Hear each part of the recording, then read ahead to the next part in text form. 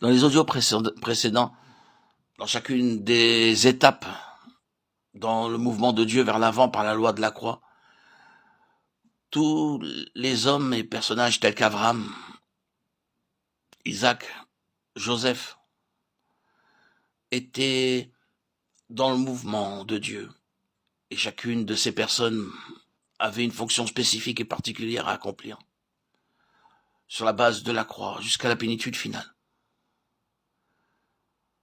Après Abraham, Isaac, Jacob, Joseph, nous arrivons à Moïse. Il semble être nécessaire de répéter que nous ne comprendrons et n'apprécierons jamais correctement et suffisamment la vie d'aucun de ces hommes de l'Ancien Testament avant que nous puissions mettre notre doigt de manière certaine sur la fonction qu'il a remplie, c'est-à-dire la chose précise qu'il a représentée dans le mouvement de Dieu vers l'avant. Nous avons vu jusque-là que cela a été très vrai de chacun de tous ces personnages bibliques. Et lorsque nous parvenons à Moïse, nous devons avant tout commencer avec la découverte de la signification, de la portée, de la fonction exacte de Moïse. Et cette importance est trouvée dans la désignation spéciale qui lui a été donnée, une désignation qui s'applique ou s'attache à Moïse d'une manière particulière. Elle est utilisée pour d'autres, mais tout particulièrement utilisée au sujet de Moïse. Nous avons vu qu'Abraham a porté une double désignation, Père, le Père de tous ceux qui croient, et Ami, l'ami de Dieu. Or, nous sommes, je pense, très familiers avec ceci, que le mot ou la désignation qui s'attache spécifiquement à Moïse est celui de serviteur. Moïse, le serviteur de l'Éternel. Cette expression dans cette forme, ou dans une forme un peu différente, apparaît pas moins de 20 fois. Et elle se trouve pour la plupart d'entre elles dans un seul livre de l'Ancien Testament. Moïse, le serviteur de l'Éternel. Moïse, mon serviteur. Alors, la fonction de Moïse doit être de toute évidence celle du service, d'une manière très clairement définie.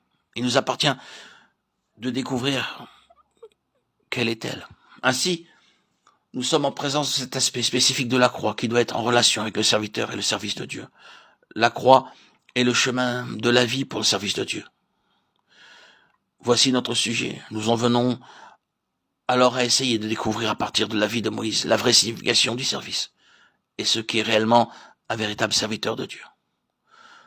Nous pourrons arriver à cela de la meilleure manière, et en premier lieu en prenant connaissance des liens de la vie de Moïse, les deux bouts dans lesquels l'ensemble de sa vie est contenu.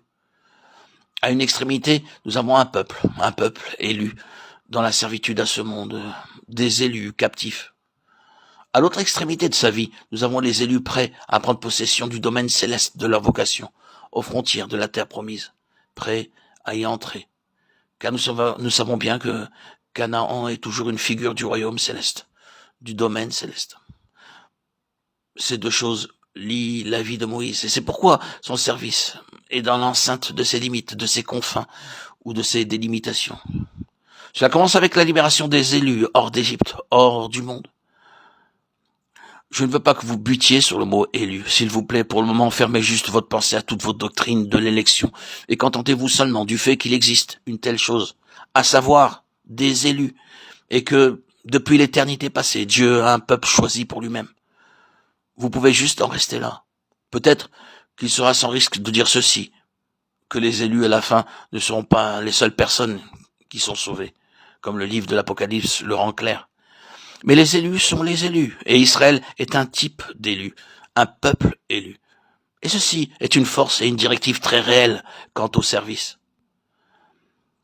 Il ne sera jamais dit à vous et à moi, qui sont les élus, vous et moi devons rejeter toutes ces choses de nos pensées avec cette exception. Nous devons savoir que Dieu a un peuple caché dans ce monde, qui peut être n'importe où et partout, et qu'il nous appartient de poursuivre l'œuvre et de laisser la souveraineté de Dieu découvrir les élus.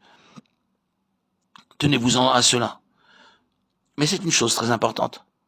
Dans tout ce monde, le lieu le plus improbable pour qu'il y ait un élu était Corinthe, du temps de Paul. Et cependant, le Seigneur est apparu à Paul dans une vision la nuit et a dit « J'ai un peuple nombreux dans cette ville ». Acte 18:10. Avant qu'une seule âme soit sauvée, j'ai, et non je vais avoir, mais j'ai. C'est une chose éternelle, voyez-vous, et je le répète. Nous ne serons jamais informés qu'il y a des élus dans tel ou tel lieu. Notre affaire est de croire que Dieu puisse avoir, oui, qu'il a ses élus cachés dans des endroits les plus improbables. Mais si vous voyez, s'introduit l'importance du service, qui est sur la base de la direction par le Saint-Esprit. Le Saint-Esprit sait. Et l'Église, à ses débuts, était une Église dirigée par le Saint-Esprit, dans tout son ministère et son service, et ne mettait jamais en lumière un lieu où il n'y avait rien comme résultat. Dieu savait. Même dans la sécheresse et la désolation d'un désert, il y eut un homme qui passait avec son char, et le Saint-Esprit y conduisit, là, un serviteur. J'illustre uniquement le principe.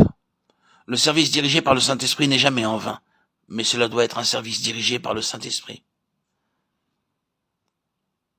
Les élus furent d'abord affranchis. Nous n'avons pas besoin de nous attarder à considérer l'affranchissement. Quelle émancipation ce fut. Quelle puissance de Dieu fut requise.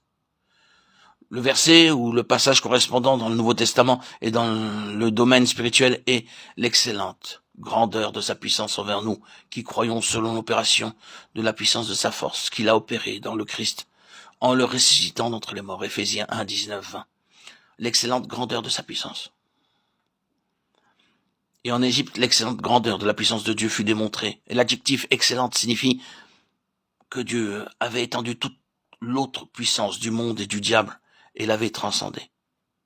Il le fait pour obtenir ses élus. Cela est requis pour avoir ses élus.